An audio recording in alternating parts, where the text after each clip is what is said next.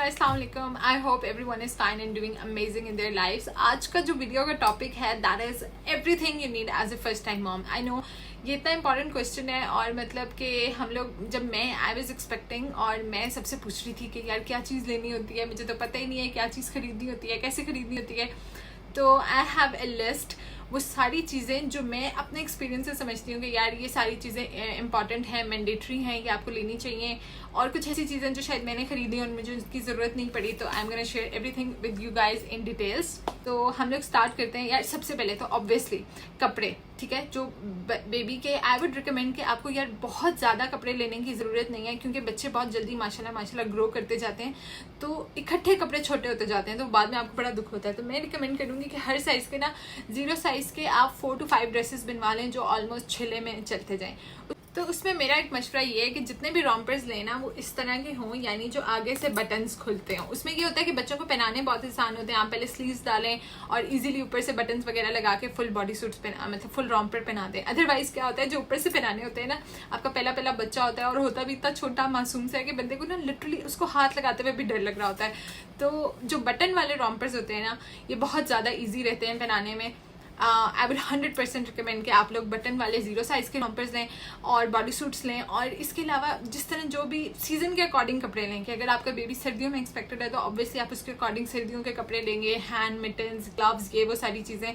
अगर तो सर्दियों में है तो ये जो होते हैं ना, अब ये मैंने विदाउट मतलब ये उसके लिया हुआ है जिनके सॉक्स नहीं होती साथ में ना, रॉम्पर्स के सॉक्स भी साथ होती हैं। तो अगर आप सर्दियों में एक्सपेक्ट कर रहे हैं तो सर्दियों का वो लें, सॉरी बेबी सर्दियों में आने वाला है, और अगर गर्मियों में है तो फिर कोई ज़रूरत नहीं है। अच्छा जी, कपड़े हो गए। उसके बाद आपने बेबी ब्लैंकेट जो है वो आपने लाजमन लेना है। बेशक आपका बच्चा सर्दियों में है तो आप ज़रा मोटा ब्लैंकेट लेंगे, ऑब्वियसली कंबल वगैरह लेंगे। और अगर गर्मियों में एक्सपेक्टेड है तो तब भी ब्लैंकेट ज़रूरी है, क्योंकि ऑब्वियसली हम लोगों ने एसी वगैरह में भी रखना होता है समटाइम्स बेबी को, तो उसको कवर करना ज़रूरी होता है।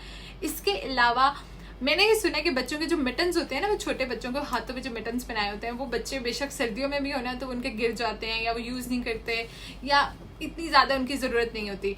तो बाकी वो आप लोगों की अपनी चॉइस है, आप हैंड मिटन्स लेना चाहें या ना लेना चाहें। इसके अलावा सो मेनी नैपकिन्स, लिटरली इस तरह की जो नैपकिन्स होते हैं ना, आप क्योंकि मुस्तफ़ा माशाल्लाह थोड़े से बड़ा हो गया तो बहुत ज़्यादा दूध निकालता है। अदरवाइज़ बच्चों के ये जो नैपकिन्स हैं, ये रुमाल वगैरह, ये तो बहुत ज़रूरी है ना।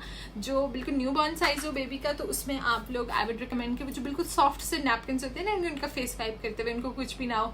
और जब थोड़े से बड़े हो जाएँ तब ये मोटे तौलिए वाले, लिटरली, क्योंकि वो I don't know every kid is different, तो यार वो इतना दूध निकालता है कि ये तौलिए वाले रुमाल अब बहुत ज़रूरी हो चुके हैं। लेकिन स्टार्ट में मैंने बिल्कुल सॉफ्ट से वो नैपकिन्स थे वो मैंने लिए हुए थे उसके, तो मतलब नैपकिन्स इज़ सो इम्पॉर्टेंट। अच्छा जी, एक और बहुत इंपॉर्टेंट चीज़ जो कि मैंने यहाँ पे रखी हुई है, that is carry basket, diaper organiser basket है बेसिकली ये। मैं इसको आपके सामने पूरी सेट करूँगी उस तरीके से जिस तरह मैंने इसको सेट किया हुआ है। और इसके अलावा ये एक और मैंने इसके पीछे बैग भी रखा हुआ है, that is the carry bag, जो आप मतलब जब बाहर निकलेंगे तो आप बेबी का जो है ना वो सारी चीज़ें कैरी करके लेके जाएंगे, वो भी बाद में मैं बताऊंगी। लेकिन अभी हम क्योंकि एसेंशियल चीज़ों को डिस्कस कर रहे हैं, तो I am gonna discuss about the feeders. तो एक छोटा सा फीडर लाजमन लेना होता है 0 साइज़ का, ये बिल्कुल 0 साइज़ वाला है। आई वुड प्रेफर कि आप ग्लास फीडर लें, उसको ज़्यादा, क्योंकि उसको ज़्यादा बॉयल वगैरह करने की ज़रूरत नहीं होती है लेकिन ज़्यादा नहीं। और उसमें ये भी होता है क्योंकि ऐसे भी होता है कि बच्चे 1-2 दिन या 2-3 दिन जो है वो नर्सरी में गुजारते होते हैं, तो फीडर इज़ मैंडेटरी, जो कि आपके पास होना चाहिए।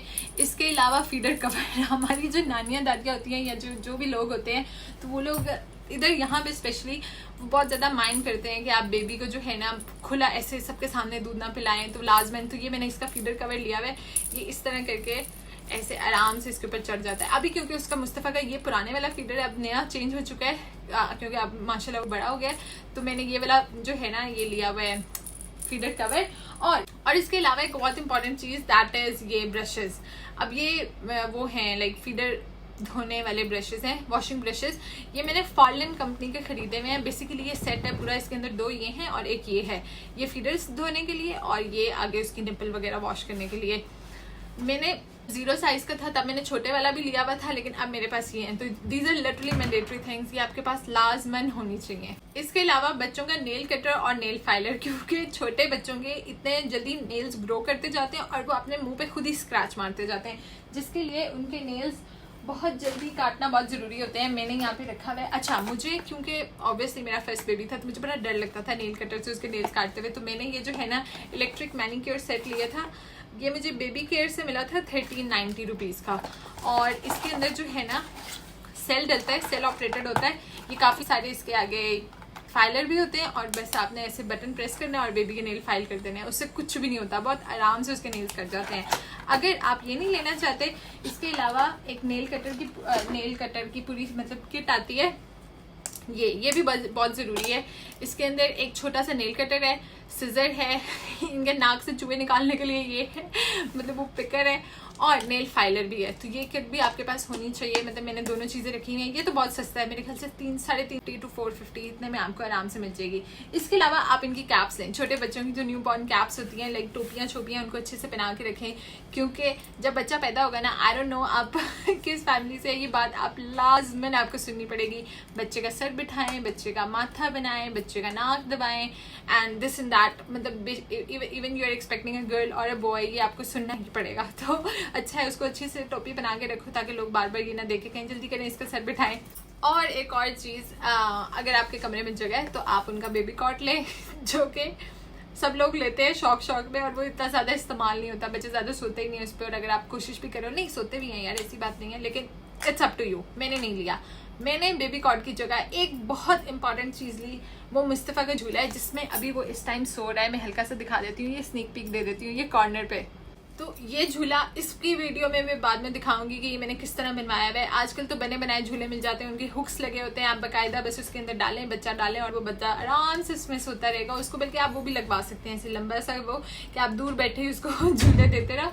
और लेकिन मेरा बड़ा देसी तरीके से बना हुआ है, क्योंकि मैंने डिज़ाइन दे के बनवाया और उन्होंने बड़े देसी तरीके से बना दिया, लेकिन अल्हम्दुलिल्लाह मेरा बड़ा अच्छा गुजारा हो रहा है उसके साथ। तो ये वो सारी चीज़ें थी जो कि ऊपर की चीज़ें थी। अब हम आ जाते हैं बेबी की डायपर्स और इस तरह की चीज़ों के ऊपर, that are also very very important. Changing sheets क्या होती है, बेसिकली वो इस तरह की एक शीट होती है, दैट इज़ लाइक दिस। एक शीट होती है इस तरह की, आप बेबी को इसके ऊपर लेटाएं और इसके ऊपर लेटा के आप उसका डायपर चेंज करें, तो अल्लाह खैर करे, अल्लाह ना करे, मतलब कि अगर वो सूसू भी कर देता है तो वो आपका बेड और आपके कपड़े वगैरह नीचे से बच जाएंगे, क्योंकि ये वाटर प्रूफ होती है। ये मतलब नीचे बिल्कुल एब्जॉर्ब कर लेती है, नीचे नहीं जाने देती।